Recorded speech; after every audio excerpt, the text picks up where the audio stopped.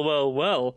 Welcome back to our Whenever We Get the Time to Record an Episode podcast, Practical Gokesters, which legitimately came to be a possible name for the show before Goku or Go Home, which is the real name of the show.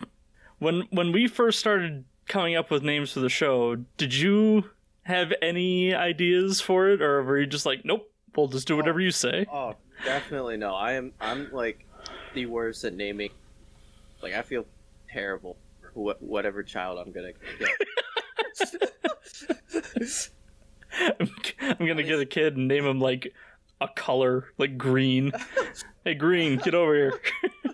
I was actually gonna name them the numbers, but in Lao. So first kid, second English, kid. yeah, basically, so that the English-speaking people wouldn't know. They would just know it as just the Asian name. Little do they know it's the number. Showing their ignorance. I'm your host, Alex, and I am joined today by my lovely co-host, Phoup. Phoup, tell us something that you'd be comfortable shouting into the ether. Mudslide! And why are you comfortable shouting mudslide into the ether? Please share with the class. Nothing better than coming back home, days of working in the field, moving branches from the crazy storm that we had yesterday. Hail. It was... Yeah. I did go down into the basement for the first time in like 2 years, so... It's coming home with swamp ass. It's either a mudslide or swamp ass. Nice and cozy, that's how we like it here. Oh, yeah. That is a lovely tidbit. I'm going to hold on to that one for years to come. Today on our Dragon Ball podcast, we will be covering episodes 41 through 44 of the original Funimation dub of Dragon Ball. This is episode 11 of Goku or Go Home. So let's kick it off with the first episode in the set, episode 41, The Fall of Muscle Tower. I just want to say I really like the name of these episodes. They certainly do a better job than what I could come up with. You know, they have like the original chapters in Japanese, so I'm sure translating it would be very easy. However, sometimes when you're going through and dubbing it and translating it into English, you're also localizing it. So who knows, the fall of Muscle Tower might be, engage, the final fight of Muscle Tower is at hand, or something like that. And it's like, wow, that's wordy, we don't need all that. I noticed that actually recently, because a couple months ago I got Netflix, right? Mm-hmm. But for some reason, sometimes I would have like the English dub and English sub on, and it would be completely different sometimes. Yeah. Yeah. I don't remember exactly what the name of the episode was, but I was watching some Lupin the Third, and it was like that? Well, I just remember seeing like an episode list where this was the name of the episode. This is what it was dubbed as originally, and then like they cleaned it up or whatever, and the name of the episode was different, and the episode was titled, "But Your Brother Was Such a Nice Guy." And I'm like, I'm watching the episode, and I'm like, what does this have to do with anything? And it turns out that the villain of the episode is a 2,000-year-old vampire woman who was the sister of Jesus Christ. And I was like, oh shit! That was good. Episode 41 starts off with a good recap, because it really does feel like it's like the end of an arc or a mini arc, and with the name The Fall of Muscle Tower, I do appreciate them taking the time to talk about like everything that Goku did to get to this point. Plus, with how crazy things have been for me, I haven't been able to watch the episodes until semi-recently, so I'm just like, oh, thanks for the reminder, I'm glad. I do appreciate how, yeah, they do a really good job doing recaps. I feel like I actually do like watching the recaps of the show. There's some shows where there's recaps, even if I haven't came back in a while, I think it's the voice of the announcer, maybe that's why. And the narrator is Kyle Bear, who is a seasoned voice actor who also does some side characters in this, and then in Dragon Ball Z, he goes on to do a lot more character work. The Ox King is also the narrator. What? Yes, it's the same guy. I feel like you told me this already. Maybe I did. I don't remember. But that still surprised me, actually. He's got a lot of voices, so... Yeah. Goku demands that the village chief be returned, and General White reminds him of his manners, and he's like, you did not say please! And Goku's like, okay, please, will you let the village chief go? This does not work, because General White is a prick. Yeah. Well, since see that, he fights like a prick, too. Yes. Goku's really not in the mood to fight, but if there was really one guy that you should really be putting into his place, it's probably the head honcho of this part of the army. General White mocks Goku and starts taking off his clothes, revealing that he's built like a fucking fridge. Like, I thought he was just wearing a real, like, thick sweater or something. No, he's fucking jacked. He's a slab of meat. Yeah, he's built pretty bulky, I'd say. I noticed there's a difference between, like, some people who are just shredded, and then there's people who are just built, like, bulk. Yeah, he looks heavy and strong in a good way. Like, yeah, he's not here for glam muscles. He's... When he took off his jacket, I'm pretty sure he, like, threw it onto a... I don't want to say Frankenstein. Ader? Yeah, Ader. No, he's a goddamn Frankenstein, okay? He's fine. Before they can even fight, though, Ader tries to go between them to stop them. You know, he wants them to talk out the problems, because he says, they are men, not monsters. Which is pretty cool, coming from a goddamn Frankenstein. This does not work, however, because General White is a prick. Yeah, this is where General White throws his sweater at him so hard that he knocks Ader to the floor with it. And probably some weights in that jacket. I think Kiryu from Yakuza should weaponize his jacket throw. You know, whenever he throws it off for a boss battle, he should just throw it at the enemy and then just, like, start beating the fucking shit out of him. White has it in his head that the fight will be a cinch, because, you know, Goku should be tired after all of these fights. But Goku just gently rolls up on him and dodges a few punches without trying, and then gently taps him in the shin, which does massive damage. A shin flick from Goku would probably just, like, break your leg. Yeah, probably. I think the thing I could probably compare it to is, like, hitting at least your ankles with, like, a scooter, if you ever... Oh, no, you just, like, unlocked a visceral pain memory.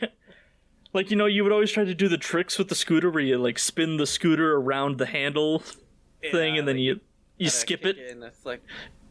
Yeah, I've had plenty of those. It's not me.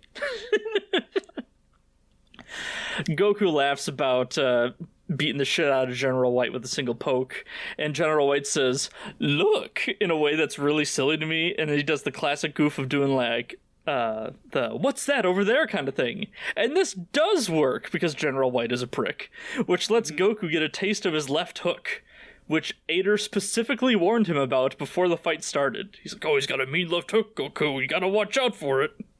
However, Goku just tanks that because General White's shit just ain't shit, and he straight mocks him with, that tickles, maybe you should exercise more, before decking him once and sending him into the ceiling. I fucking love Goku just, like, clowning on him. Does Goku have a sense of disrespect? Like, does he know he's disrespecting these people that he's beaten up so far in the series? I don't think so. I think at this point he's just like, wow, that was funny. Okay, my turn. Yeah, I think he's not malicious in anything that he's done so far, no. I don't think. He's been righteous, but not malicious. Mm-hmm. I was worried that the Red Ribbon leaders at this point might be shit, but then I remembered there's at least one guy that's got a good fight in the future. Like, he's legitimately tough. Oh, like he's like an actual challenge. Yeah. Okay. Like, because up to this point we've seen some fighters and they're like, oh wow, is this is this organization just full of fucking clowns because no one's got anything on Goku at this point. So far, but I'm pretty sure was he Sergeant? The first boss that was after the Dragon Ball of Goku. Silver? Yeah, Silver. Yeah, Colonel Silver. I thought Colonel Silver. Yeah, that's what he was a Colonel Silver. I thought he was amazing. I didn't expect him to be strongest. I just loved his character, his role as like an actual leader. Yeah, he is a good leader, but I think in comparison to Goku, he just looks like a chump.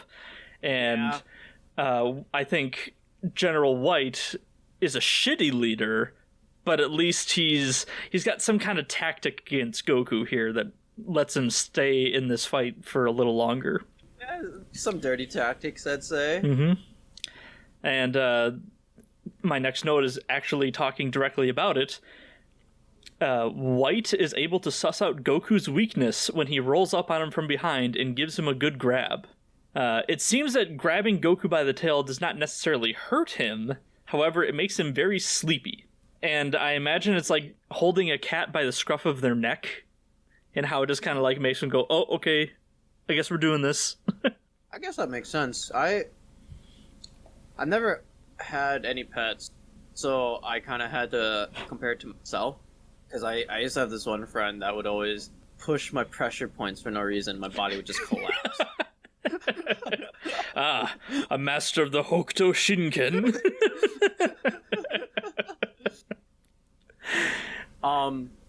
And what's even funnier is I got another buddy, and he's an electrician, right? Mm-hmm. And since he's an electrician, he's got to reach some high places. He's carried ladders and put it on top of his pressure point on his shoulder. That it just doesn't even affect him anymore. Like, he's like, yeah, give me your best shot. I literally just shoved like my whole hand into his pressure point. He did not even flinch or anything. Dude's hardcore. Yeah, he's hardcore. I don't quite fully understand Goku's weakness yet, but that's a good analogy. Yeah, I think it's just grabbing him by the tail.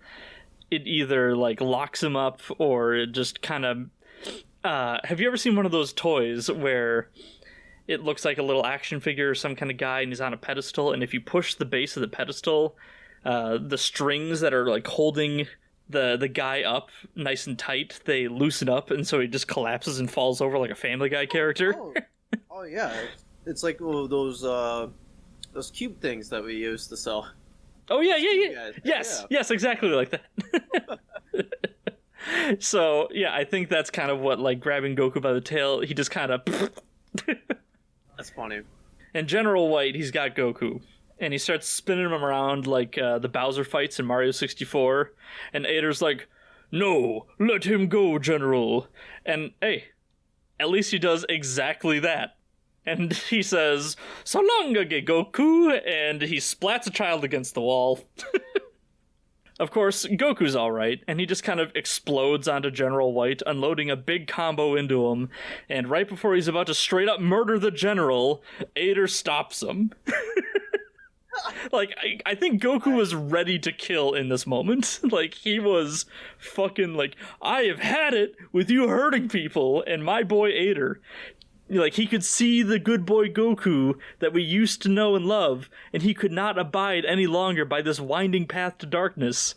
And, like, truly, he has earned his spot in the pantheon of best Dragon Ball characters. He's like, Goku, you're a good person. You don't have to kill him. As nice as Ader is, that caught me off guard a little bit. Like, it was pretty funny because the eyes that he was making was really new to Ader's like expression. I like whenever Ader is caught off guard, or when his eyes bulge out a little bit. Mm-hmm. He's got such a big square head and these big round eyes, so it's a good look for him. While they talk, General White looks like he's trying to escape, but he sneakily grabs a gun out of their sight and admits defeat. He offers to free the chief, and the entire time is mumbling about how big morons they are.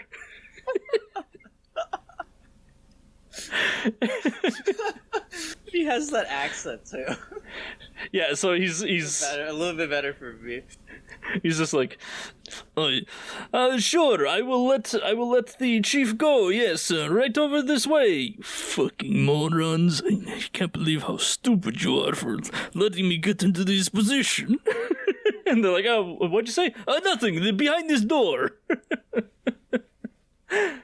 Everyone in Dragon Ball world is a fucking moron. He opens the door, and there's this long bit where they all stand there awkwardly because the chief was trying to listen to the fight through the door itself. But yes, this old forgettable bastard, the whole reason why we're here is finally coming into play. The chief is very judgmental towards Ader's appearance.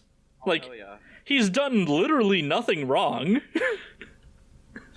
Like, even more reason not to like the chief, because he's just, like, straight up, you fucking monster! This is where General White pulls a gun on the chief, and I'm just sitting here like, do it. See if I care. I'll call this bluff. I was, like, I was looking at the gun that the chief had. I only see 2 barrels, so he's got only 2 shots, alright? It doesn't look like it could hold a whole lot, no. No. But he sure pushed that thing to the limit. I don't know. Personally, I just think that that old bastard's been dragging us down. I think he'd be doing us all a favor.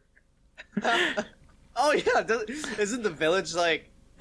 They're like... they're, like, already surviving without him. Yeah, they're doing just fine, in my opinion. So General White's using this old bastard as a hostage, and for whatever reason, like, I'm getting irrationally angry at this. Not because he's, like, a despicable man doing despicable things. No, I just have a grudge against the chief. Really? What is the grudge? I don't know. He's just a fucking, Not pulling the trigger? Oh, no. oh, yes, I have a grudge against General White for not pulling the trigger. That's my problem.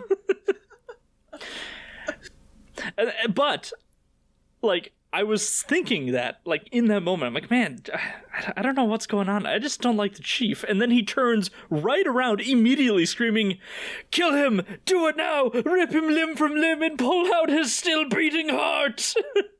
And I'm like, wait a minute. Is the chief based? He's like, fuck me! Think of the village! And General White's even shocked by this. He's like, Of course, he backpedals on it immediately when Goku's like, oh shit, I can keep fighting this dope? Awesome! Shoot him! So the chief, he just kind of sucks again. He's like, actually, if I don't have to die, I would appreciate that. Ader once again tries to appeal to the general's kinder side, of which, I remind you, he has none. Yeah. White claims he'll let the old man go if Ader kills Goku. And I ask you, do you ever get the feeling that they're just kind of stalling for time in this episode? When I was watching this episode, I felt like half of the episode, maybe time just slowed down when I was watching that deadlock. And I'm just like, kill the boy, Adder, or I'll kill the old man. Well, yeah, it just seems like they kept going from like, okay, we're gonna beat you up, General. Oh, don't beat me up. I'll let them go. Okay. I'm gonna kill him. Don't make me beat you up, General. Oh, don't beat me up. I'll let him go. Okay. But I guess that's to be expected, because you gotta negotiate something. This is something. This is General White's negotiation tactics. And it's just like a circular cycle. Ader has a panic attack and he crumbles, but Goku stands up for him. He's like, hey, don't pick on Ader. I'm like, good on Goku. He stands up for his friends when they're in need of mental health support. If you need mental health, get help. I can personally vouch for therapy, even though in the last episode I pretended like my therapist was going to put out a hit on Phoup, which clearly didn't happen because he's still right here and not a body double that I had hired expressly to do this podcast. Checks in the mail, buddy. Checks in the mail, don't worry about it. Goku says he'll do what White asks, so General White tells him to turn around. Goku does and says, "Now what?"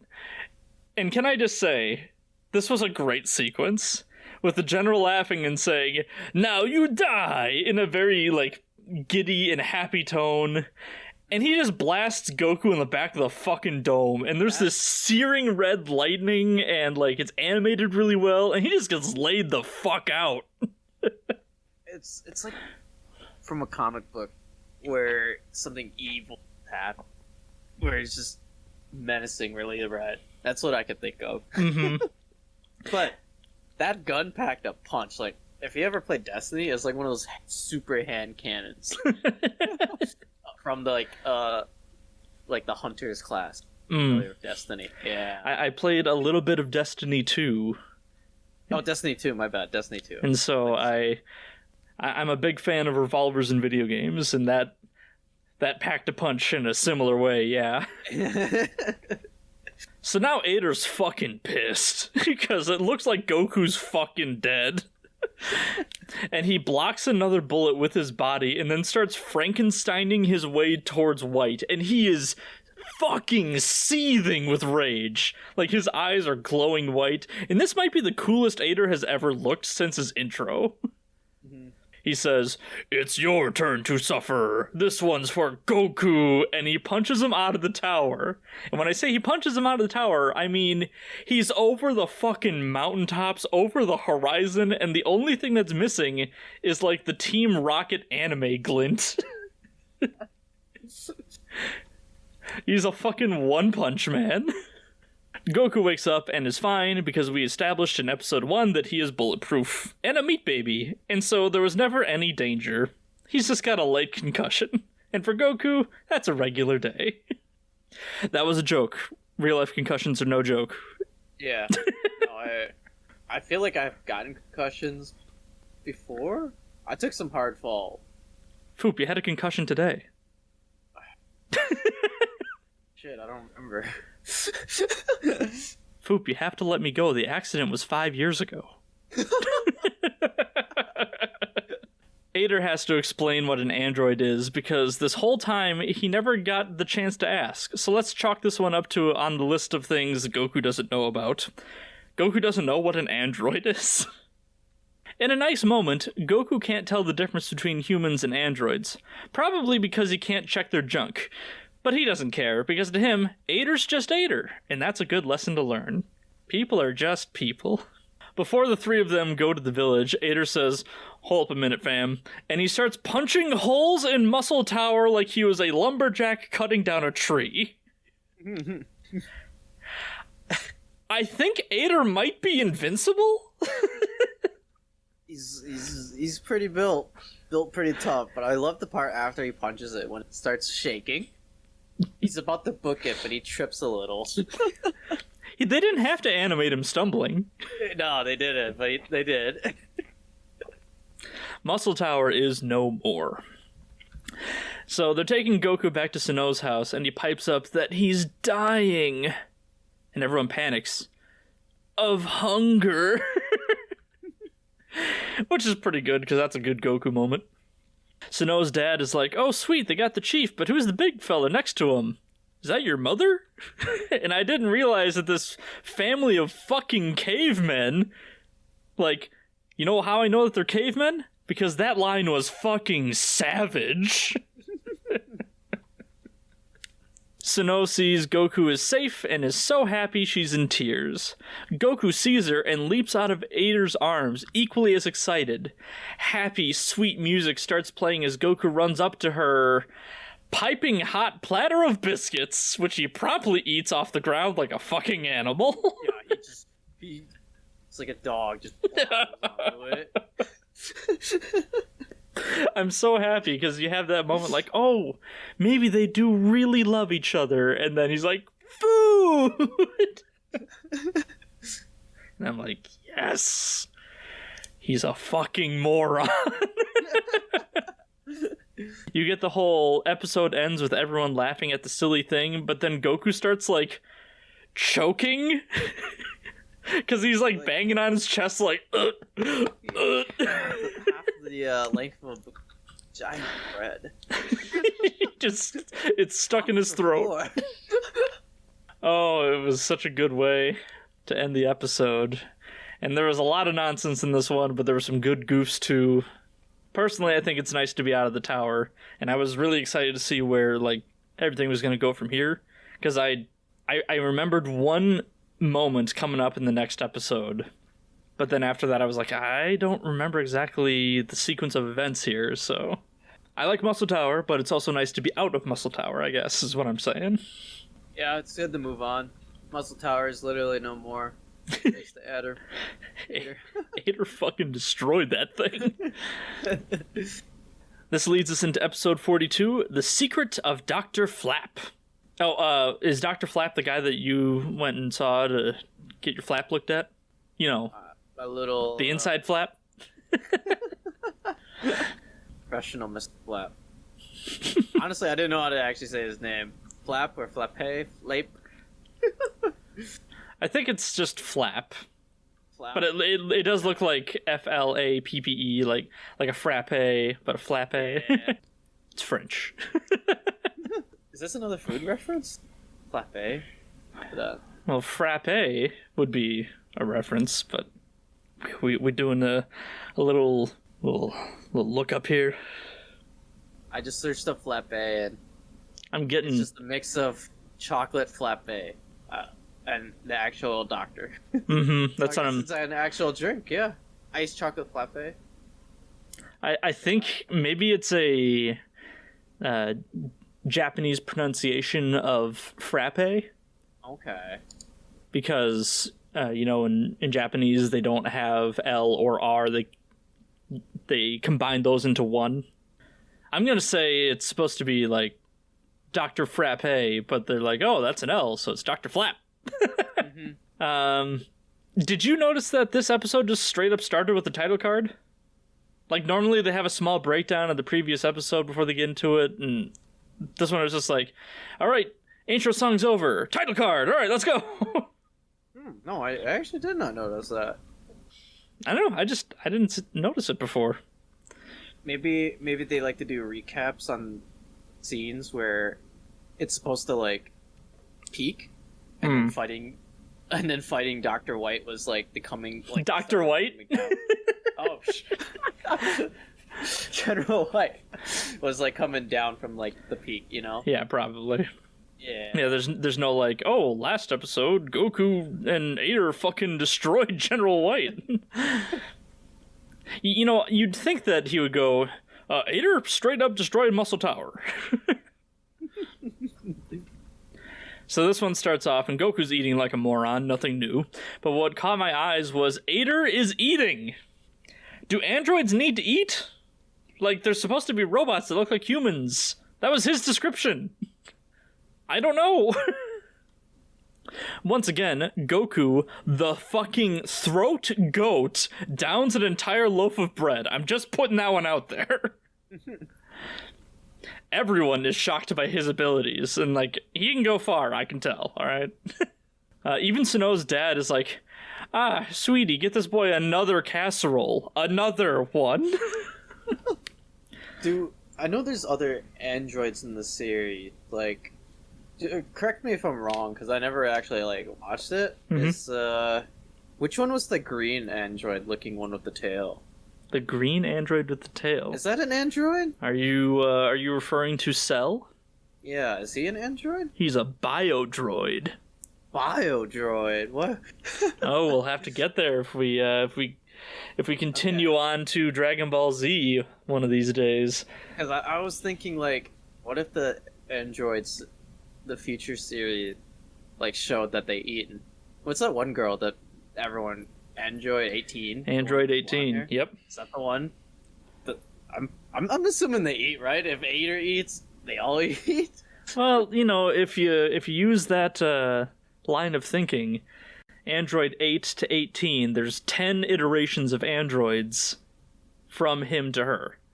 Yeah. If you're starting off with Android number 1 is just like a fucking claptrap looking robot, I don't know, like. I don't know if he has to eat. It's just not something I thought of until now.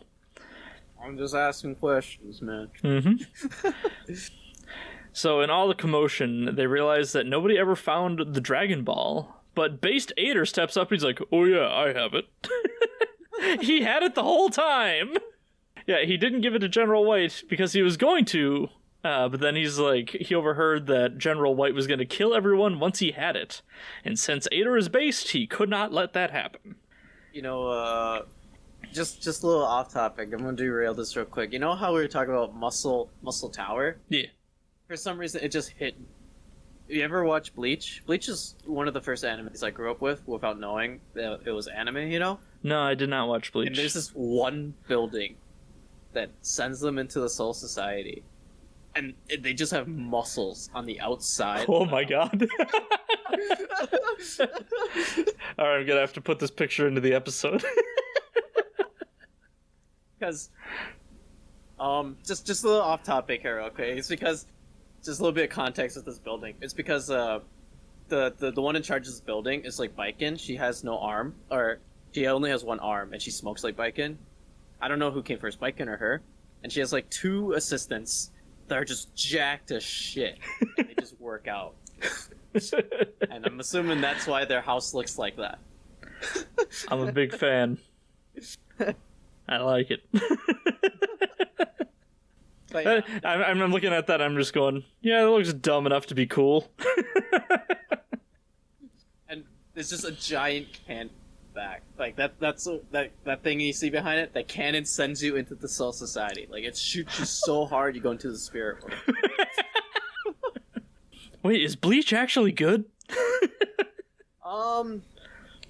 Yes and no. Some may say some season are just watching in general. In the beginning, I think the first seasons are probably the like first couple. I don't know, it was one of like Shonen Jump's big 3 for a really long time, and I just never got into it. You know what? I don't think I got into like any of their big ones. Like, I never got into Naruto. I never got into Bleach. I feel like I would really like One Piece, but I can't start up One Piece if I'm in the beginning of Dragon Ball, and then I made a little oopsie and I started watching a little Yu Yu Hakusho, and I'm like, oh shit, this one's really good too. But we gotta focus on Dragon Ball. We can't be focusing on Yu Yu Hakusho unless I want to do a Yu Yu Hakusho show. Oh, there's a name for it. The Yu Yu Hakusho show. Write that down. Back in Dragon Ball, Ader's given honorary citizenship status, and he is free to live in the village. But I mean, like, so is Goku, but he's not interested in that. He's got to grab up on his grandpa's ball. So which ones does he have now? He has the second one, and I don't know if I wrote down which ones he's got, but he's got a handful of balls.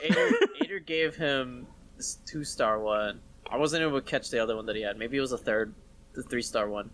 He does not have the 4-star ball. We know that much. He's still looking. Yeah. So, yeah, it's one of the... That's his main goal. He's not going around collecting the Dragon Balls to get a wish. No. Is he gonna just walk around, get every ball but the 4th one? Is that what you think is gonna happen? I think that's what's gonna happen.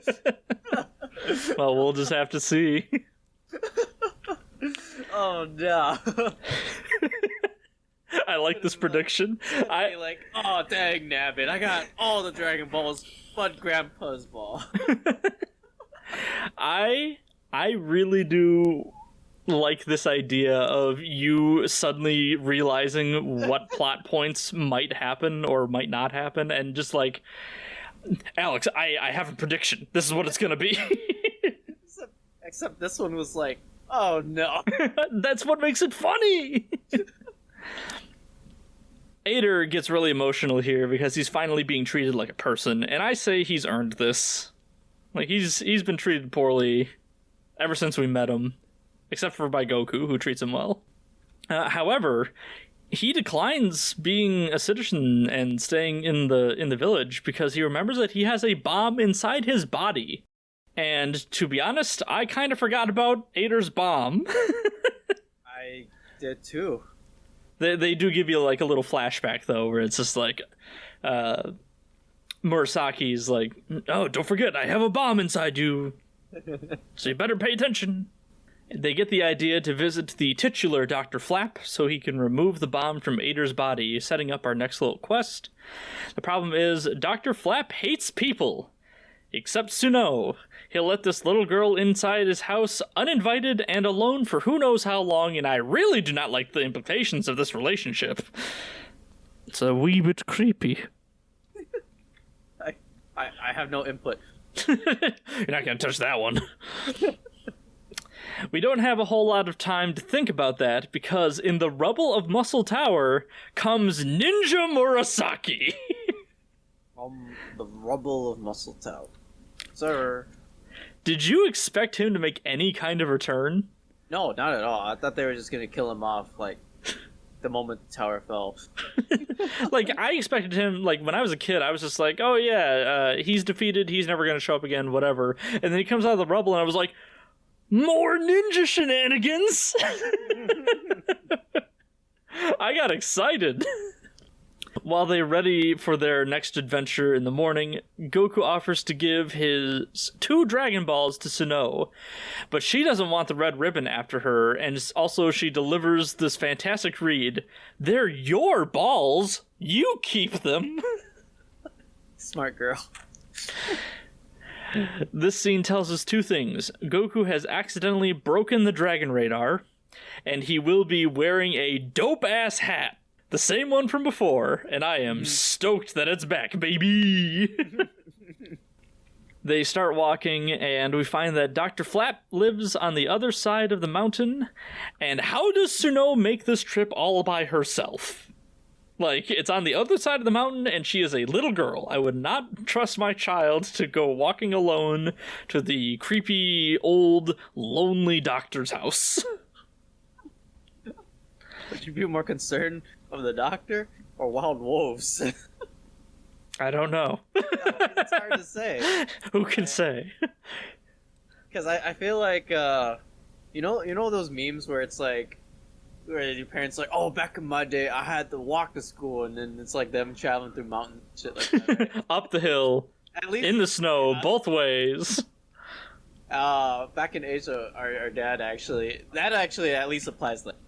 Because when we went to go visit, he's like, oh yeah, this is the path. Dad, this isn't a path. He's like, what do you mean?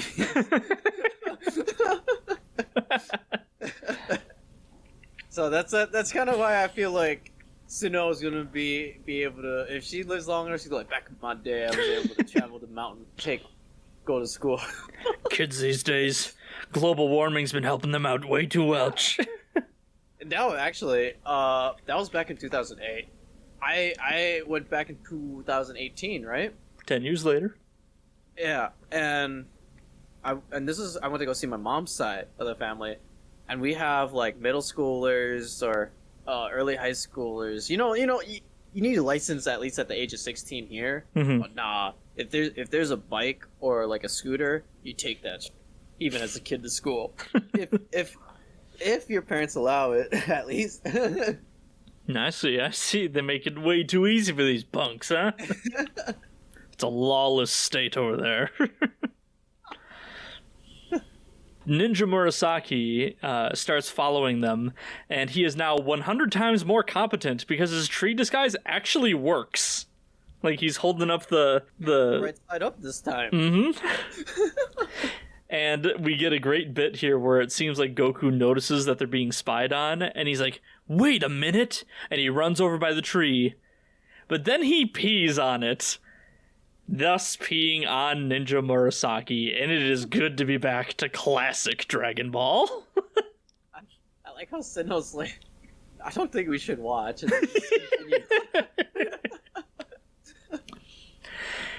And they come across a frozen pond, and in a double whammy, back-to-back Dragon Ball moment, Goku did not know that water could freeze.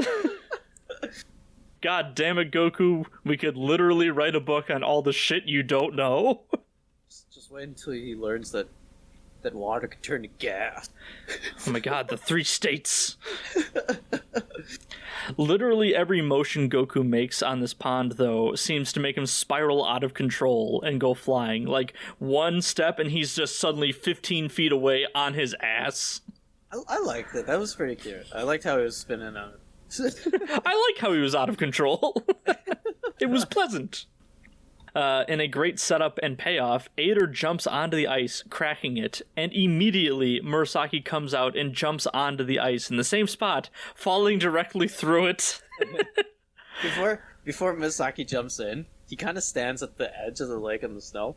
Since we always had like a side or an angle view of his face, this is the first time we had like a direct angle towards his face. Did you notice that his eyes aren't like perpendicular? One is like lower than the other. Oh.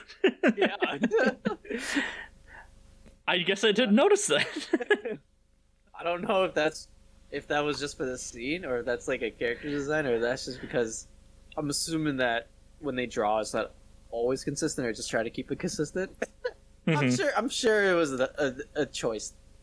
You know, maybe it was just an off-model drawing, or maybe to show how, like, deranged he's becoming.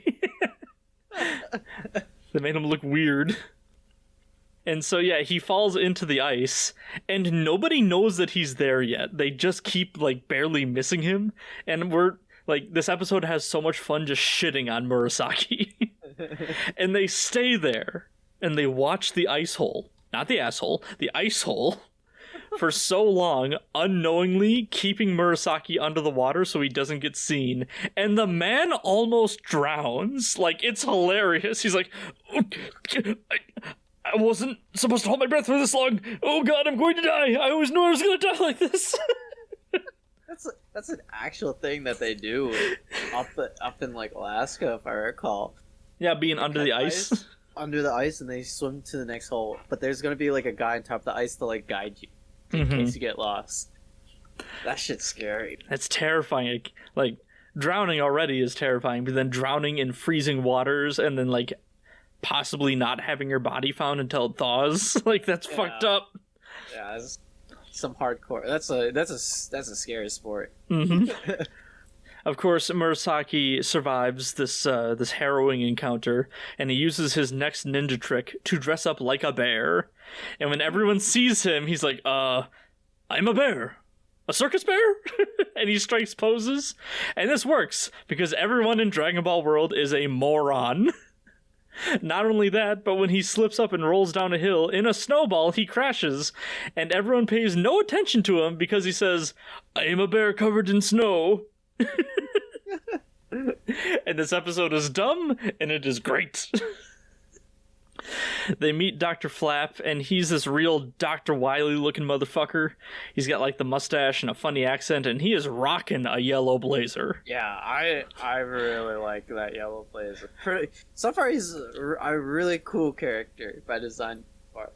Yeah, he's got a good look for it. He agrees to help Eider with his bomb problem, right as Goku zonks out for just being so exhausted.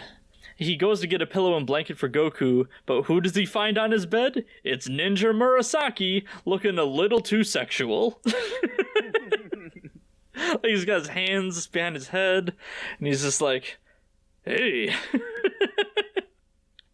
And that's because we get the reveal that Dr. Flapp was the one who created Eider for the army, and he threatens to use this information on the other villagers as blackmail. But, like, Eider isn't evil, and the villagers like him. Like, all things considered, if he was like, yeah, I made Eider, they'd probably be fine. Was he he only made Eider, right? Or was he the one that made the 1 through 8 iteration, you think? We don't know this, and Dragon Ball Z will retcon it to make it sound like he was only helping out. Like, he wasn't the main guy that made the androids. Someone else made the androids. Flapp actually sticks to his guns here, so that's pretty cool. This is when Suno wanders into the conversation and becomes a hostage. This is pretty uncool. Flapp steals the Dragon Balls from Goku in exchange for Sinnoh's safety, but the second that the deed is done, she screams, and Ader activates Kool-Aid Man mode and just fucks up those doors. Like, he is, like, rhino charging through this man's, like, little cabin. The structural integrity of the walls. They can't support his weight. Goku wakes up from his nap, and we are back to Goku chasing Ninja Murasaki. I was reading up on something, cause there was something I noticed. I just forgot what it was. It was when Goku was chasing Murasaki when he, after the Ader runs into the room, just plowing every door in poor man Dr. Flapp's house. He didn't deserve this. He's like, I designed you to be nice. What the hell are you doing? You just ransacked my corridor. My doors. But the moment Ader gets into that room to like help Sinnoh, Murasaki like jumps out the window, and there goes the window after two doors. It's just home renovation. He jumps on the snowmobile. I don't remember when I saw it, if it was right there, but after he jumps on the snowmobile, Goku follows him, and Murasaki's just hauling ass on the snowmobile up this mountain with snow, and Goku must either be really light or just really fast. Because have you ever tried to run in snow, like your feet crunch down into it, yeah, and crunch. and yeah, you have to like waddle. Yeah, Goku is just on top of. Well, he is a little meat baby, but I feel like he's dense. Dense. Yeah, I feel like he'd break through the snow. Maybe it's hard snow. I could imagine that. But yeah, as Murasaki's just hauling ass up this snowy mountain, Goku is still chasing. He decides to pull out the good old Kamehameha. And holy shit, dude. like I can imagine how frustrated Goku is getting, where he just happens to be like, all right, you know what, fuck this, and he just like charges it up. I don't remember if he was aiming it at Murasaki or if he really wanted to hit the mountain. It caused a huge avalanche. What was he intending to kill Murasaki? Or you're right, you know, I guess what exactly was his target? But I know, what I was searching up was as Murasaki turned around to not get destroyed by the. That's right. He runs away from it. From the avalanche.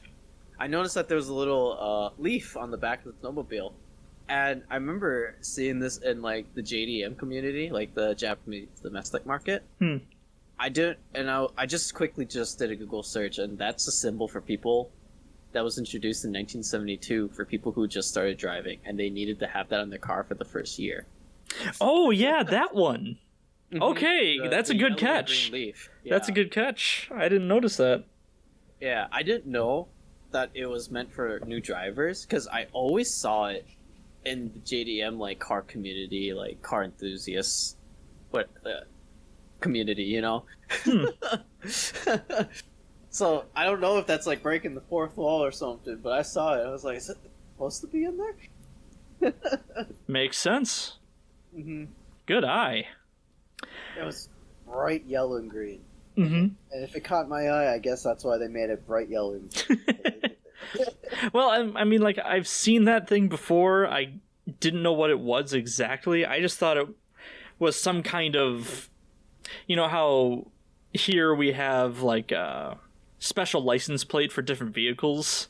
Yeah. And it kind of signifies, oh, this is a Class D vehicle, this is a Class C vehicle. I thought it was something like that, but I did not know that it was for new drivers. Apparently, yeah. I just did a quick Google search. I only know about it because I have like, that are into that car stuff, and they like to have the sticker. Ironic. Ironically. So yeah, an avalanche just comes down and fucks up Murasaki. He is buried. He is dead. Goku searches the snow pile for his corpse and finds the little sack that was stolen, and he opens it to reveal Murasaki only stole his lunch. Goku caused an avalanche because homie stole 2 rice balls, and he just straight up left the Dragon Balls at Sinnoh's house unguarded. It also cuts to the scene where it's like the mom, dad, and was it the chief? Yeah, they're all sitting there like, oh, I thought they'd be bigger. Yeah.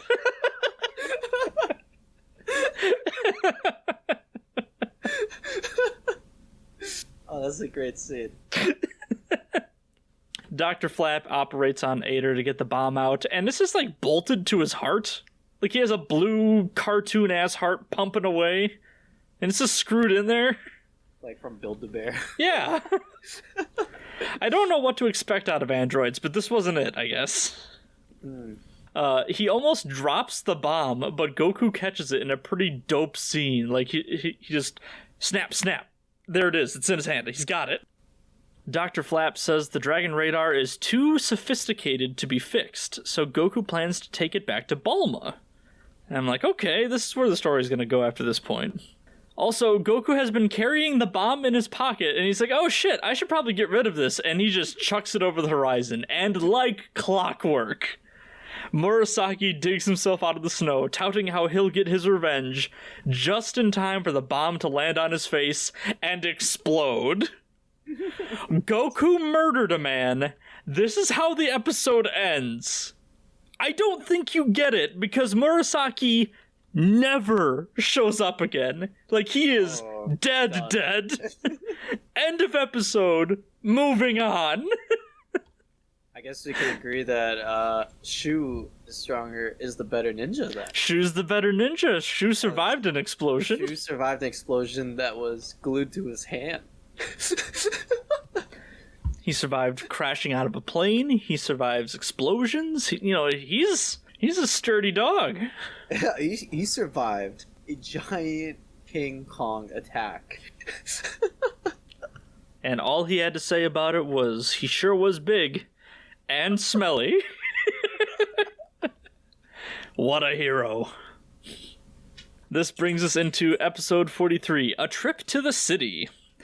And it dawned on me that this episode meant that Goku was going to be going into civilization again, an environment that he historically is not, very knowledgeable about, and I braced for shenanigans.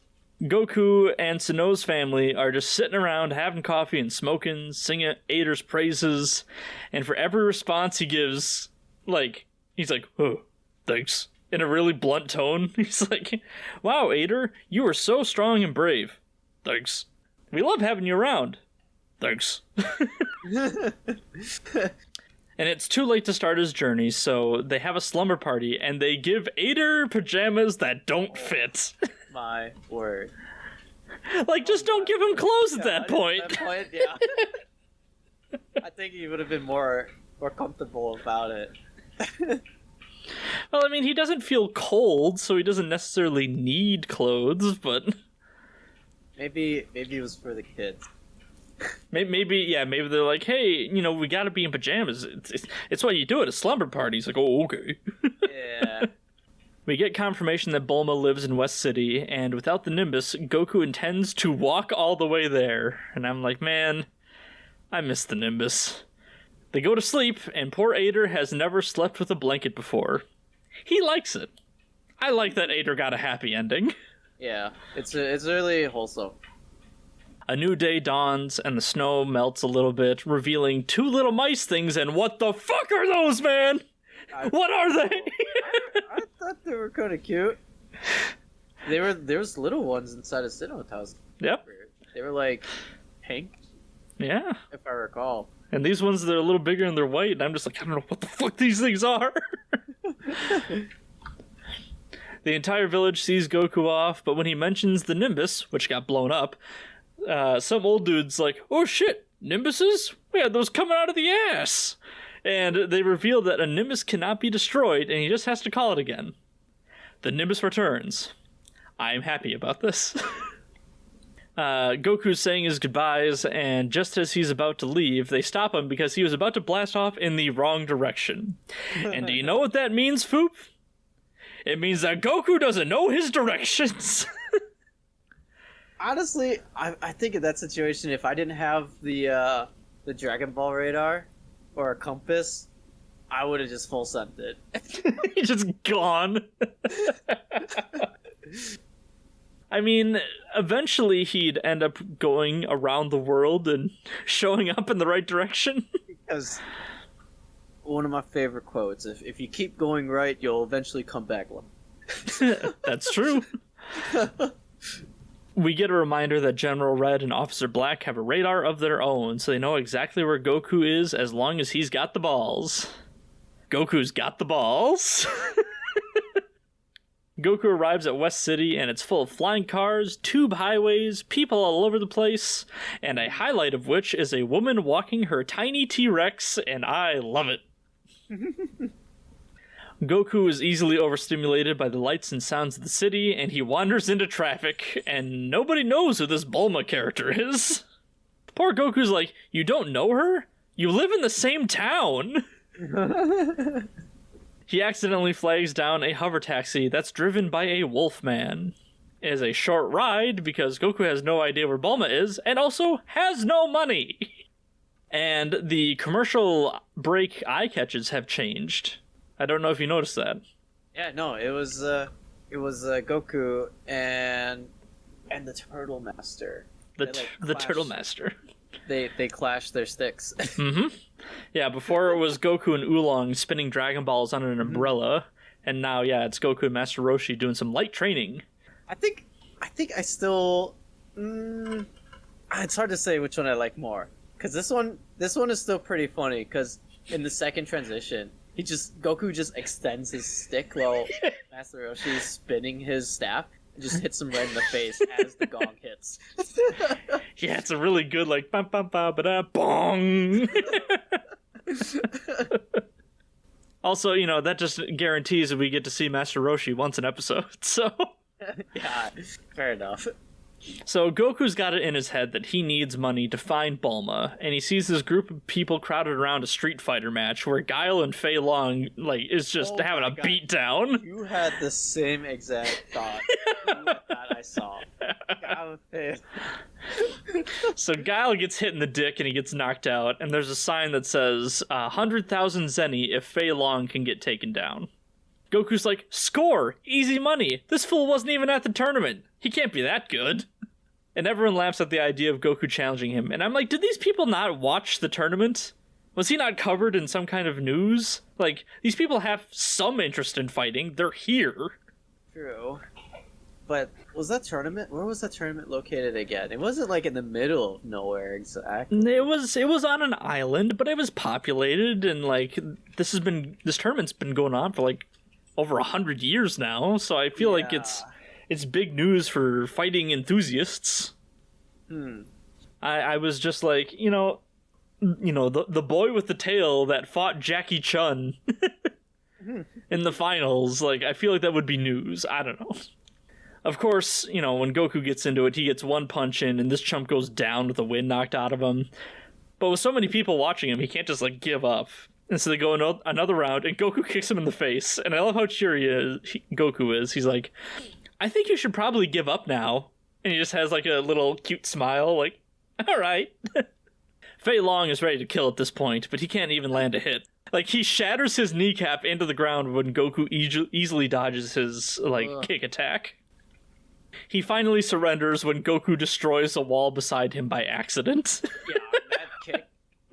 He knew if that kick were to hit him, he would have died. Does Goku have the self-restraint to not murder someone now?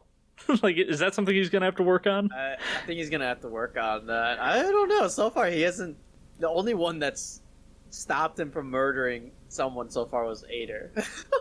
Ader prevented him from killing somebody, and Jackie Chun was tough enough to, you know, go toe-to-toe with him, so I think he hasn't fought anyone that he didn't have the capacity to almost kill in a single hit until now. So now Goku's got some walking around money, and the first thing that happens is he's pulled into an alleyway and attempted robbery at gunpoint. Yeah, I say, mugged by a guy in a green uniform, like soldier-ish looking uniform. Yeah. Handgun. Then there's like this boar, hairy boar looking dude with like a pocket knife. Yeah, he's got a knife. And I say attempted because Goku is bulletproof and he doesn't flinch at this at all. Yeah. And yeah, the boar man pulls the knife on him, and Goku uses Iron Head, and it's super effective. And then he kicks the gun out of the other guy's hand, who immediately tells Goku to talk to the police. He's like, "Oh, you looking for Bulma? Yeah, talk to the police. Don't tell us that we tried to rob you." And Goku, who is an idiot, says, "Cool, I'll find this guy, police," and runs off. God, I love him.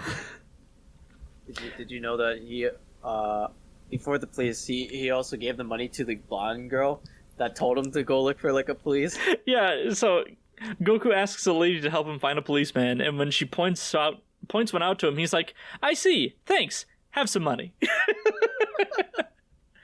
Based Goku paying people for their valuable time. And this police officer is also, like, super stereotypical Midwestern Canadian, like, Upper Peninsula kind of guy. Like, all he is missing is an A at the end of every sentence. I actually do have a neighbor who is a police officer. Retired a long time ago. But he looks like the spitting image of this police officer. Really? Yeah. So Goku draws Bulma to show the policeman, and we get a view to see how, like, Goku sees Bulma. It's not a great drawing, but not only that, he drew Bulma as having, like, a braided ponytail, and the last time Goku saw her, she did not have a braided ponytail. So, like, already, since he's not a good artist, this is not of much use, but also this is outdated information. Give me 1 second. The dog's gotta go out, I guess. Stinky, rotten pooch. You're long and brown. You look like a turd. Is that what you gotta do? You gotta make brown, dog? Go, go, go. That bastard is going into the shed, so we are gonna continue our episode. Okay. Where did we left off? Goku is showing the policeman a picture of Bulma, a very poorly drawn picture of Bulma. And while the picture of Bulma is of no use to the policeman, the name Bulma is not very common, so he pulls out a device and punches in her name to try and find her. And he shows Goku an unflattering picture of a woman named Bulma, but Goku can actually tell the difference between her and his friend, so good on Goku for learning. Yeah, good job. He didn't have to grab anyone's crotch today. The police dude recognizes Bulma as the daughter of the Capsule Corporation's president. This explains why she's able to go off on all these adventures and have all these resources. Everyone uses Dino Caps and her family is rich. Before they even head off to what was the name of her company again? The Capsule Corporation. The Capsule Corporation, yeah. Before the officer was gonna take Goku, Goku's like, "I don't have any money." That's right. He's like, "Are you trying to bribe me?" Goku hops on his little floating police scooter and travels across the city in one of those cool-looking glass highway systems, and I want to drive on that. Like, that looks really cool. I want to imagine it, like, going underwater, and you're driving through, and you're seeing all the fish and everything. I just need to go into an aquarium again. They make it to Bulma's place, which is the biggest dome building in the city. Like, I'm sure if you know what to look for, he could have found it himself easily. But Bulma never told him what his house, or what her house looked like. That is a fair point. That leads us out of the episode, leading into the final one this week, episode 44, Master Thief Haski. The narrator says Goku's urban adventure continues today, and all I could imagine was two things. Goku in Supreme apparel, and JoJo's Bizarre Adventure, but with Goku. Oh, so. I've actually... This one I might not get because I never watched JoJo Bizarre Adventure. Well, it's just Goku's Urban Adventure and JoJo's Bizarre Adventure have the same syllables. structure. Oh, that's what you're talking about. So I'm just like, I misheard. Goku's Urban Adventure and JoJo's Bizarre Adventure. It's the same thing. I gotcha. I didn't hear the other part. I only heard JoJo. I'm like, Yes. did he make a JoJo reference? I don't know. Who can say? Goku's just yelling at the building asking for Bulma, but the police guy tells him to use the intercom. Shockingly. And Covered his ears too when you say that. yes. Goku's very loud. And I want you to understand one thing about this sequence here. And I know that it's like surprising and shocking, but Goku does not know what an intercom is. I know. It's crazy. But these are crazy times that we live in. Bulma is supposed to still be at school. And so I'm like, did she take off time from school to go on a Dragon Ball hunt and like see the tournament and everything? Wait, how old is Bulma? How old is Bulma? How old are any of these people? I don't know. I thought Bulma was at least like a high school graduate or something. Like when I saw Bulma, Travel, drive, and have money like that. like when I first saw Bulma, like in episode 1, she looks younger than she looks in like the tournament and everything like that. So I saw her and I'm like, oh, she's probably like what, 13, 14, somewhere in there. And then Goku is like a meat baby, like maybe 6, 6 to 8, somewhere in there. And then like the tournament reveals Goku is like 13. And I'm like, no. So then that like kind of pushes Bulma forward because Bulma's obviously older than Goku is. So maybe like she's 16, 17, somewhere in that range.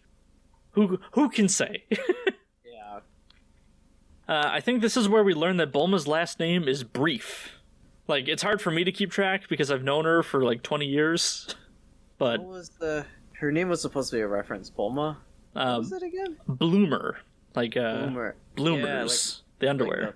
Like it's underwear. I thought it was like some kind of like shorts or something. Yeah. Bulma Brief.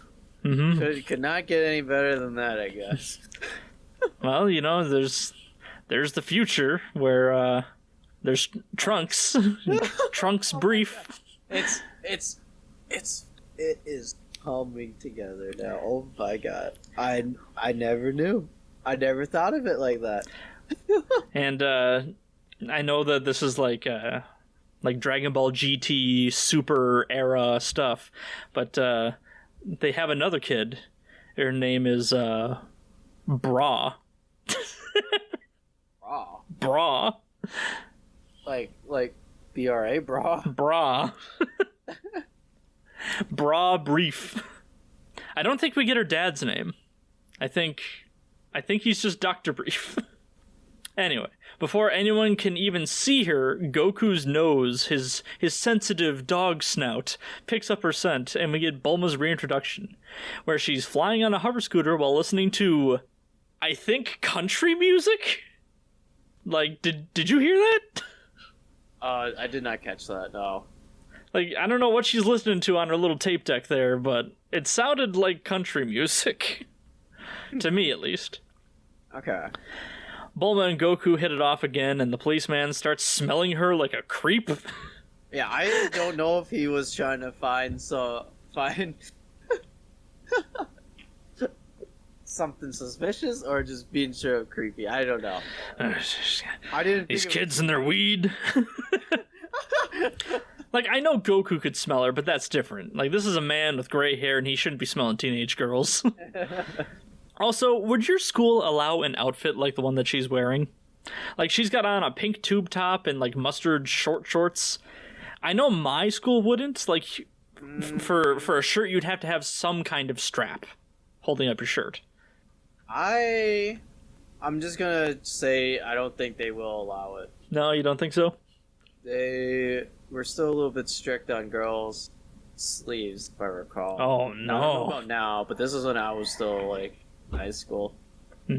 But then again, a lot of people wore hoodies and stuff anyways, because it was always so cold in the building regardless. They didn't suffer for fashion. No, not at all. Bulma claims that she got bored at school, so she just left. proving my theory that she ignored school for her Dragon Ball hunt, and this tells us that she's a bit of a punk, or either really smart. Maybe a bit of both. Yeah, I would say both. Also, I like that the police officer was like, I'm gonna pretend that I didn't hear that.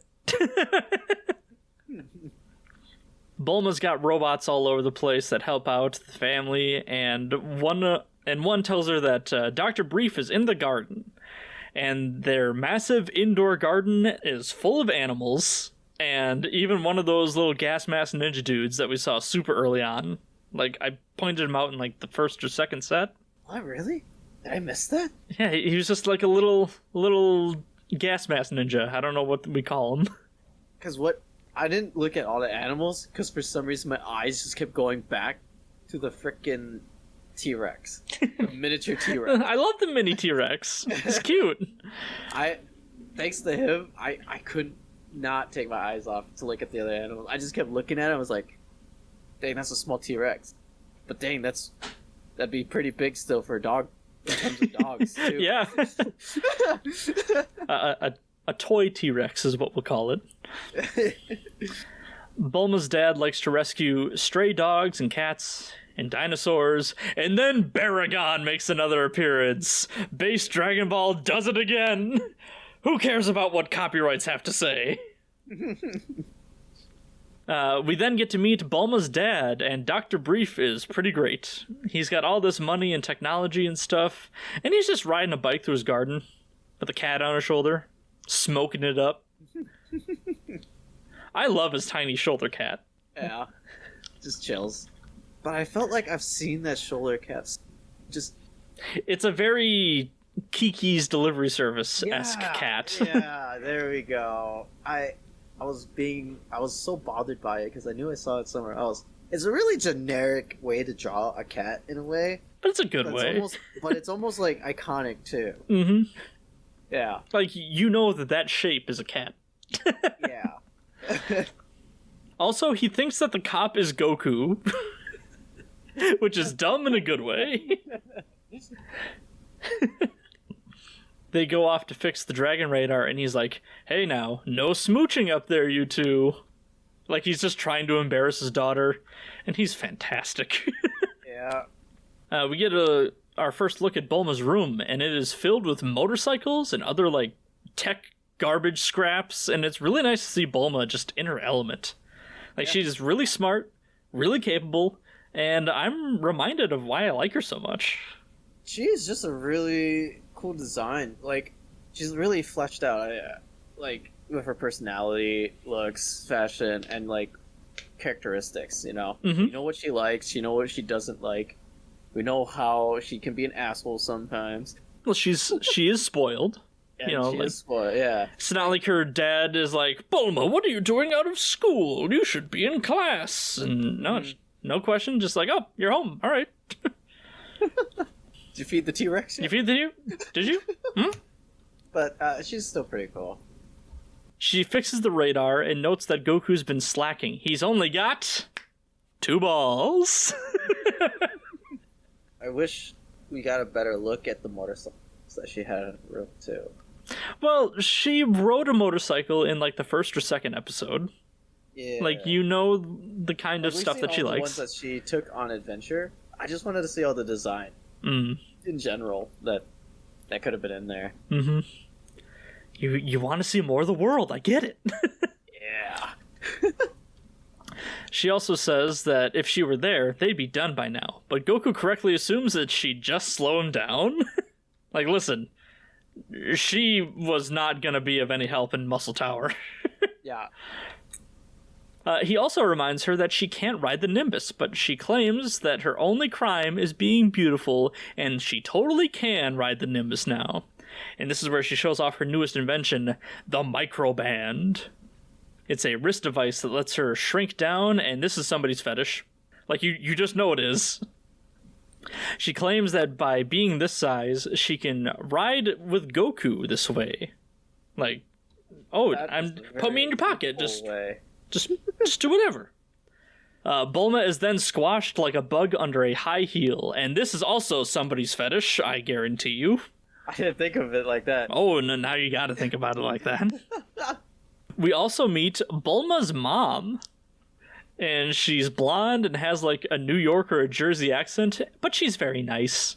Mm-hmm. And all I gotta say... So, they also introduced her in like a very glamorous way? Like a Madonna-ish way? I don't know. A little bit, yeah. It was like, I don't know how to explain it, Alan. They did kind of pan up to her like she's... Like, yeah, she's a mom, but she's also a MILF. Thank you. You're welcome. You know, that's what I'm here for. I've done it better myself. I mean, hey, Dr. Brief can pull. What can I say? Hold on. Is Dr. Brief like a more successful Master Roshi? Like, say that. Well, he's a master in his own field, and he clearly pulls. Yeah. He doesn't have to work. He's just riding his bike around. Oh, but Dr. Brief decided to settle down. Master Roshi, he's still got a long way to go. He's a stallion of discerning tastes. You can't tame the stallion. Boys, let me tell you something. Only so much time Dr. Brief's got on this planet. That's true. Master Roshi drank from the fountain of youth.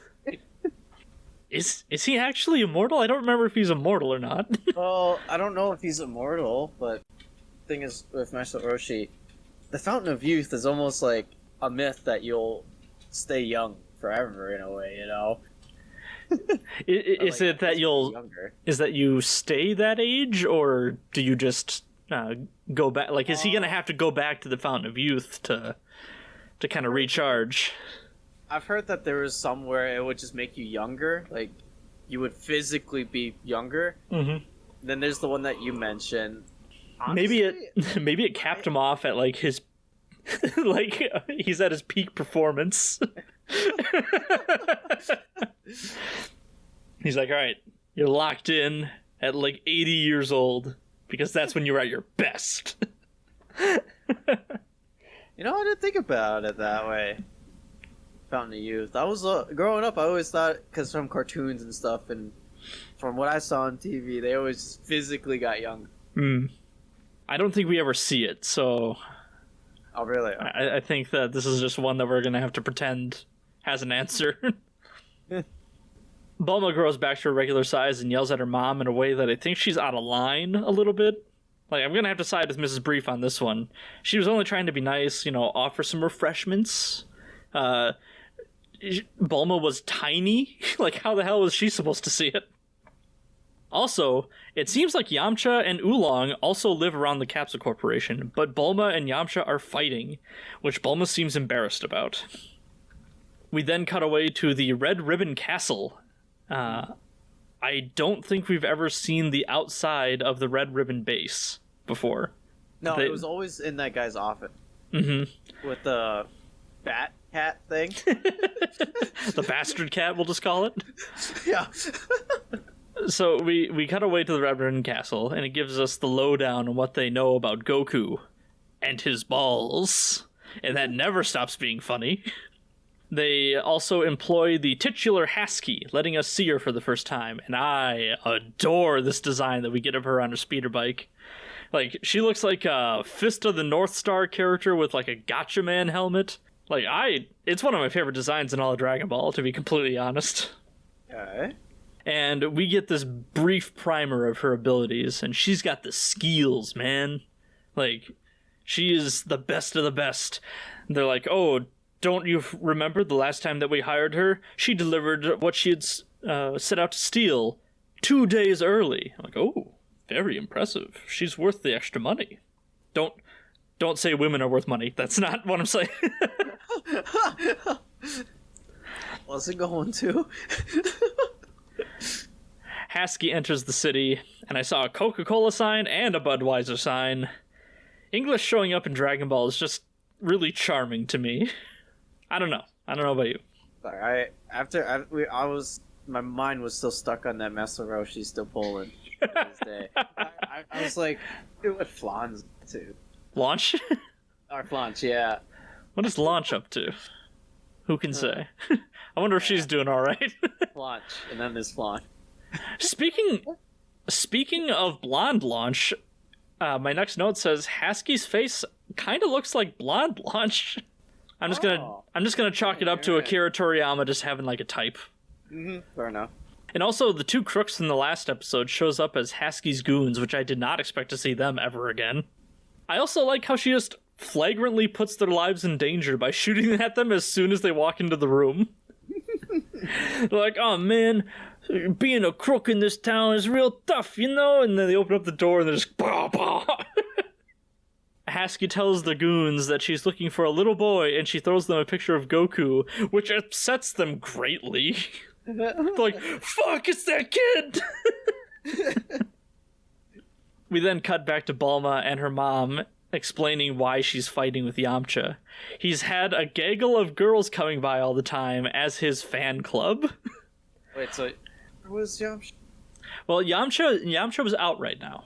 Yamcha was out doing something, and while he's gone, like, these 6 girls are like outside their house and they're all cheering and they're like, Yamcha, it's me, Yamcha. Okay, for some reason I don't know. I just forgot if he was there or not. Nah, he was out training in the park or something. Okay. And yeah, these bitches, this gaggle of bitches, they come up, trespassing on the property, mind you, and they are just waiting for Yamcha to show his beautiful face. And I think Yamcha might be over his fear of women by now. Oh, I can't say that for sure until I see the proof. All right. But like, okay, so Bulma's mad at him, and you got these girls are here. Like, there is the proof that the girls are here. But is it really his fault if they showed up of their own accord? Like, sure, I mean, it's tactless and he could just tell them to go away, but still. Bulma is just mad jealous of Yamcha's popularity. But also, I don't know if you caught this. Bulma's mom makes some kind of comment about Yamcha being rich. Like, I guess he could have money from being a bandit, but he didn't strike me as being, like, one to flaunt his wealth. There's not much tell on Yamcha's background, because I remember in the introduction of Yamcha, man was living like Aladdin. He was living like Aladdin. Yeah. Like, So he seemed... like old money, I would say so. But if it's new money from stealing, then I guess rich is rich, yeah? Rich is rich. But again, like, he didn't seem like one to flaunt it. I don't know. Bulma wants to take Goku on a tour of the city, so he calls the Nimbus, and this impresses the cop from before. And then Bulma uses her new shrinking watch to shrink down, and this impresses the cop even more. Like, he's losing his mind over this stuff. Like, as they fly away, he comments, "Rich people, they really are a different breed, eh?" Fucking Canadian-ass police officer. He then gets on his bike that Dr. Brief picks up for him, and he zooms off, clearly not expecting to get up and go at all. 1 to 60 in like a quarter of a second. Just like... And he gets into a car crash where the sound effects stay on screen, and they say, Dawn, Gan, and Zbaung. And I'm like, man, those are my favorite Batman impact sounds. But yeah, he totally destroys a woman's car, and she chews him out for it. Shenanigans. You're a police officer. You should be watching where you're going, says the lady. She's like, oh yeah, oh geez, I'm so sorry. Kinda got away from me there. Bulma and Goku are flying about, and they go to the biggest shopping mall in the city, and they fly by a Mac Dog restaurant. I think I need to get some Mac Dog. They also fly right by Haski's goons, though I don't know how they're able to identify Goku. Like, he just zips right by, and he's like, hey, it's that fucking good again, what the fuck, man? So far, I feel like Goku's the only kid in town. Are there children? I've seen babies. I've seen babies, but not like children. Yeah, I don't think I've seen children. There's only one kid, it's gotta be him. They see this big dome amusement park in the distance, and it looks like if the Space Needle had like a dome city on top of it. And I did not get the feeling of amusement park. Like, I saw it as, oh, this is ominous. Like, it looks dangerous. But before they can investigate, Goku just sees Yamcha down at ground level. Again, how are these people identifying these people? He's like flying high up in the air, like skyscraper level, and looks down and goes, oh, Yamcha! If I recall in that scene, I didn't see anything. I didn't see anybody, no! I saw a park, I was like, oh, that's nice, like a park. And Goku's like, oh, is Yamcha? Where? Don't you see the 1 pixel? So yeah, Yamcha's there, and he's wearing like another outfit, like a white kung fu shirt. And I like that he actually has a wardrobe instead of just wearing the same thing over and over. Yeah. Puar and Oolong are also there, so the gang's all here. And Goku almost lets it slip that Bulma is shrunk down in his shirt, but she gives him a titty twister, and he hushes up about it. Yamcha thinks that Bulma doesn't like him anymore, and literally everyone starts dogging on Bulma. They're like, she fucking sucks, bro. You're better off without her. And she's a spoiled brat and too sensitive. Everyone agrees, dog. Oh, Oolong. Always gotta leave it Oolong. Just twisting the knife. It's been a while since I've seen Oolong. Oolong wasn't always... I knew this is one of his outfits, but he wasn't wearing this last time, was he? I don't remember what Oolong was wearing last time. Was he wearing his suspenders? Or was he... Oh, he was in his suspenders with his most comfortable panties. Yeah. You think he's wearing those right now? Oh, there's no way. He traveled halfway around the world fighting robots, monsters. He earned those. Guys, he earned those. Hell, he could eat them if he wanted to. I don't care. He can do whatever the hell he wants. Like That... like saying that these underwears are god tiers would actually fit. they were made for him. The most comfortable pair of ultra soft underwear. That little pervert saved the world. So yeah, everyone's just ripping into Bulma, and Yamcha starts saying, yeah, she's awful, but she's the only... And before he can finish his thought, Bulma reveals herself. And she won't let him finish his thought. Like, though, in her defense, everyone else was talking mad shit about her. Like, Bulma's got some pretty shitty friends, if you ask me. She storms off and says that they're going to the amusement park, and Yamcha tries to tag along, like, no doubt trying to clean up his mess that, let's be real, is not really his fault. No. Like, the girls, they showed up of their own accord, his friends started talking shit about her. Not him. I think I'd be more mad about those girls trespassing, to be honest. Yeah, that's not on Yamcha. Yeah. Also means that Yamcha lives with Bulma in that dome house. Yep. If the girls are there, yeah. Yep. Hasky and her goons are following them, so you know that they'll be following the gang into the amusement park. And Oolong is only coming along for the ice cream. Remember when he was at the tournament and he wanted to go to the candy store? Yeah. Yeah, he's here for the sweets. Hasky talks to herself about how she's going to get Goku's balls and how it'll be the last day of his life, and I do not like the implications of how I wrote this note. But that's how the last episode ends off.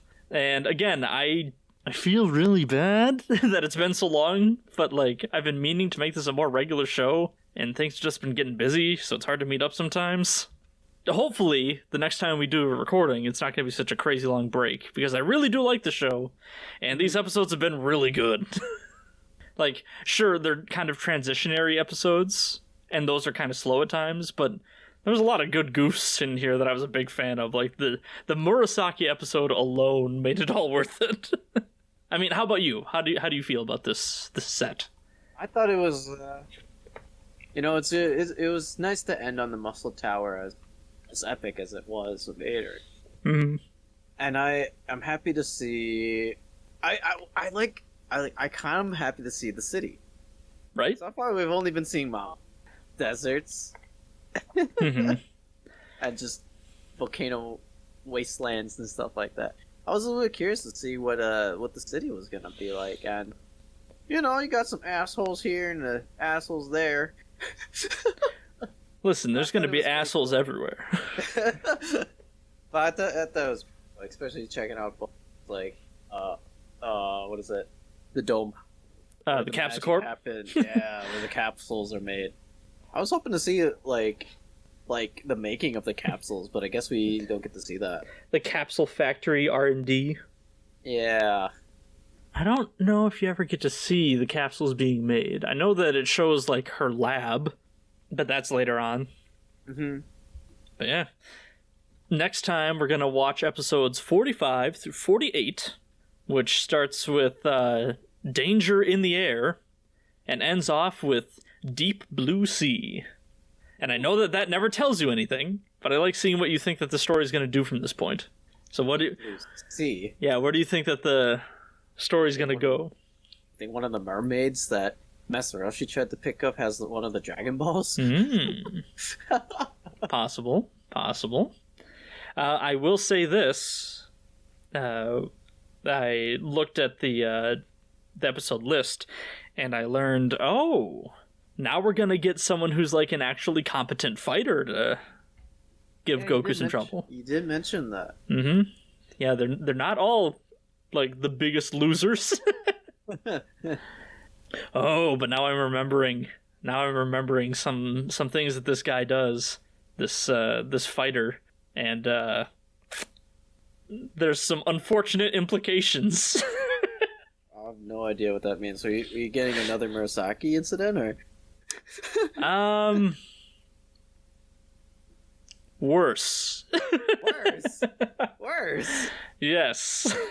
I'm trying to think of like, what's a character that I could compare it to, but I think it might be legitimately one of the most uncomfortable sequences because you know exactly what they're trying to cover up. Like you'll see it and you'll be like, oh no. Okay. But I don't think that that's coming for a while. When I say a while, I mean like it might not be this one, it could be the next one or maybe the one after it. So, any final thoughts on this set of episodes? Any stinks to stunk?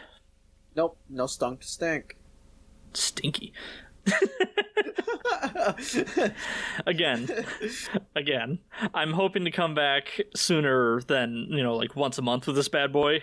I never want it to feel like a chore. So, I mean, like, as long as you're having fun, then I'm doing my job. No, it's really fun watching these and talking about it. It's just I was a little late today because I sometimes forget how fast time can go. Just like how we did this podcast. When did we start? 6?